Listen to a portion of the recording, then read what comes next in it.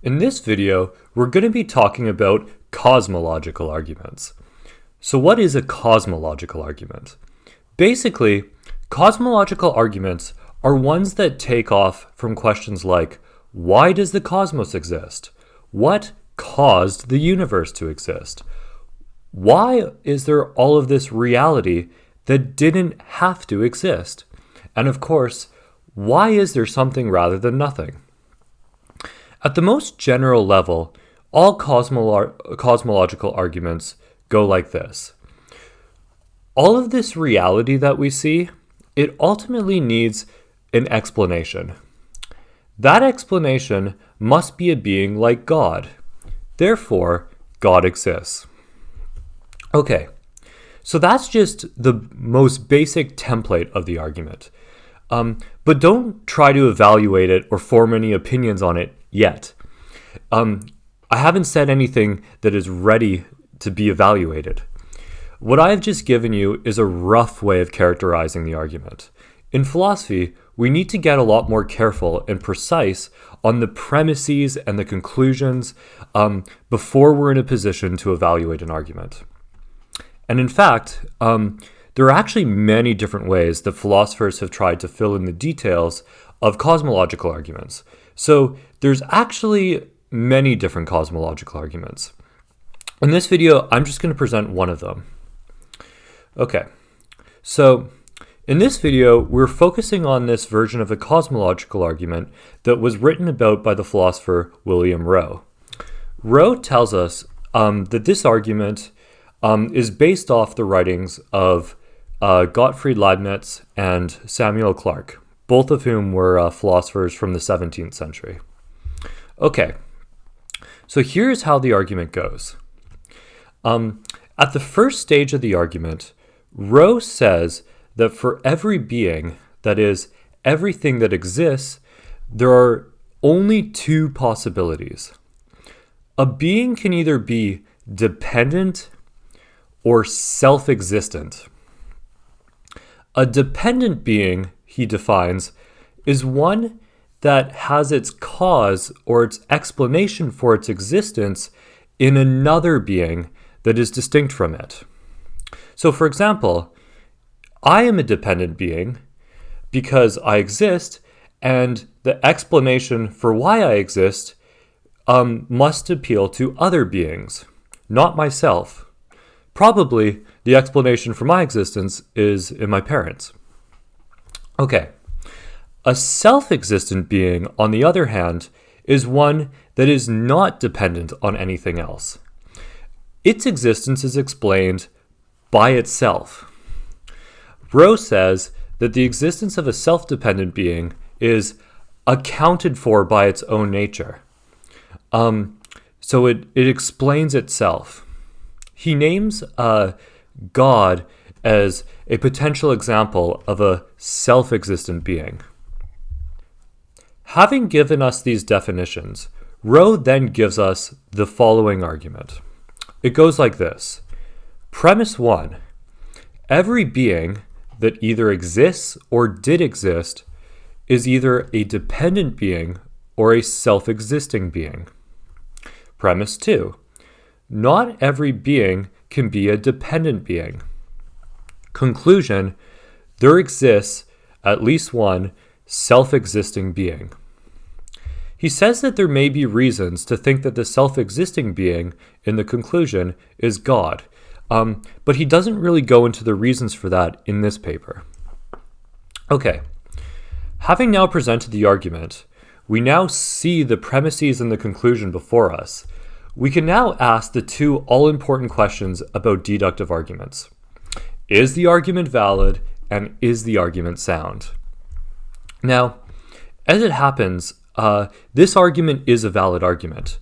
The conclusion does follow from the premises, if the premises were true.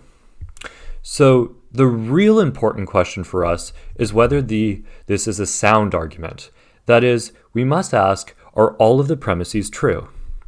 Let's look at how Rowe justifies each one of these premises one by one. All right, let's start with the first premise. The first premise says that every being is either a dependent being or a self-existing being. Now, what is this premise really saying? Well, as Rowe explains it, the point of this premise is to rule out the possibility that there could exist a being that has no explanation at all. Basically, it's saying that everything that exists has to have some kind of explanation. That explanation can either be in terms of other beings or it can be in terms of itself, but a being cannot have no explanation at all. A being cannot just pop into existence without an explanation. In the early modern period, where this argument was discussed by Leibniz and Clarke, so between the 1600s and the 1800s, there was a popular name for this principle. It's called the principle of sufficient reason. This principle tells us that everything has to have an explanation. For everything that exists, there must be a sufficient reason for its existence. Things do not just pop into existence randomly, out of nothing, with no explanation whatsoever. To be more precise, Rowe says that there are actually two precise principles that make up the principle of sufficient reason. He calls them PSR-A and PSR-B. The first one, PSR-A, says that the existence of every being must have an explanation. So, for example, I am a being and I exist. So according to the first part of the principle of sufficient reason, it follows that I must have an explanation for my existence. This explanation would presumably be in terms of my parents. The second part of the PSR, PSR-B, says that every positive fact must have an explanation. In other words, the PSR doesn't just require an explanation for my existence. It also requires an explanation for all of the facts that are about me. So, for example, I am a student at UBC. There must be an explanation of this fact. I was also born in Canada. There must be an explanation of this fact. And so on for all of the facts about me. All of these facts must have some sort of explanation according to the second part of the PSR. And the same goes for all of the facts about everything else as well. Okay, so the first premise of the cosmological argument that we were just considering, that one is justified by the first part of the PSR. The part of it that says every being has to have an explanation for its existence. That's basically what the first part of the principle of sufficient reason says. All right. So now we can move on to the second premise. This premise says that it cannot happen that every being in existence is a dependent being. There has to be at least one being that is not dependent on anything else. In other words, to use Rowe's terminology, there has to be at least one self-existent being whose existence is explained by itself. So, why should we think that this premise is true? Well, let's again consider the example of me. I'm a being that exists, and I'm a dependent being. My existence, therefore, requires an explanation, and it must be explained in terms of other beings. Let's say that the explanation for why I exist is because of my parents. Well, my parents are also dependent beings, and so their existence needs to be explained by something else, my grandparents. And my grandparents are explained by my great-grandparents, and my great-grandparents are explained by my great-great-grandparents, and so on as we go further and further into the past. If you keep looking further back into the past, you will find further and further explanations. Perhaps humans will be explained by our pre-human ancestors, and the animal kingdom will eventually be explained by very simple organisms.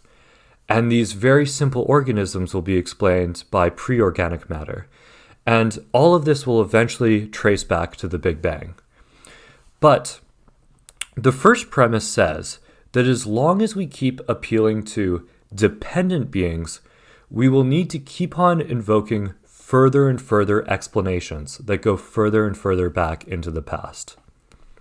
Okay, so some cosmological arguments will then claim at this point that this process of explanation cannot go on forever. They will say that the series of explanations must be finite. And if it is finite, then it will have a first cause. And then they will claim that the first cause is God. We'll discuss arguments like this later. Rowe, on the other hand, when he presents the argument, he does not think that the argument should rest on the claim that the explanations must be finite. He thinks that the argument should be versatile enough to leave open the possibility that the past could be infinite. And then there could be an infinite regress of dependent beings, where each one keeps on getting explained by a previous one. Still, even if the past is infinite, Rowe thinks that the second premise of the argument can still be justified. In particular, the second premise can be justified by the second component of the principle of sufficient reason. Okay, so how does this work? Well, imagine that there is an infinite regress of dependent beings, where each one keeps on getting explained by further and further dependent beings. Even if that happens, there is still a fact that needs to be explained, according to Rowe. And that fact is that there has always been dependent beings. Remember, according to the second part of the PSR, every positive fact needs an explanation. So consider the fact that there are any dependent beings at all, or the fact that there have always been dependent beings. According to the principle of sufficient reason, this too needs an explanation. Moreover, Rowe points out that we cannot explain this fact by appealing to a dependent being. You cannot explain why there are dependent beings by invoking a dependent being. That would be like a circular explanation. So it follows from this, from the second part of the principle of sufficient reason, that there must be a self-existing being that can explain why there are dependent beings. And then, of course, at this point of the argument, the proponent will claim that this being is God. Okay, so that's the argument. I've now laid it all out. I've given the premises and I've given the justification for the premises, and we found that each one is justified by some component of the principle of sufficient reason. What should we think about this argument now? Well, I'm just going to ask you a few questions about it. Do you think that every being has to have an explanation for its existence? Do you think that every fact needs an explanation? And lastly, let's suppose that the argument were sound and it followed that there was a self-existing being. Do you think that that being has to be God? All of these are good questions to ask about the argument. We find at the end of the paper that Rowe isn't completely confident in this argument. According to him, he's shown that the entire argument rests on the principle of sufficient reason with both of its components. In other words, the argument rests on the claims that every being has an explanation for its existence and every positive fact has an explanation. But Rowe doesn't want to be fully confident that both of these claims are true. He wonders whether we should actually believe in the second part of the PSR. Maybe he thinks the atheist could say that there are some facts that just don't have any explanation. Maybe the atheist could say that the fact that there are dependent beings just cannot be explained. All right, so that's Rowe's assessment. Let me just end by giving you one further thing to think about. If you're at all sympathetic to cosmological arguments like this one, you might try to respond to Rowe by using a different argument strategy. Remember, Rowe is doubtful that these arguments work because he's doubtful that we can establish the second part of the PSR, that is, the claim that every fact needs an explanation. But the only reason that Rowe needed to invoke this principle, this part of the principle, is because he wanted to allow for the possibility of an infinite number of dependent beings. But here's a suggestion for people who are sympathetic to the argument.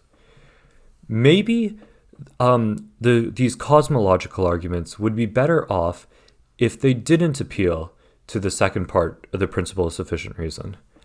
Maybe it would be more promising to take issue with the idea that there can be an infinite past. If there was some way to argue that the chain of dependent beings cannot go on forever, that the explanations must come to an end, a finite terminating point, then perhaps that's a better way to pursue this kind of argument. Because then you could argue that there must be a first self-existing cause. I'll just leave it to you to think about this. What do you think? Can the past be infinite? Or must the past be finite?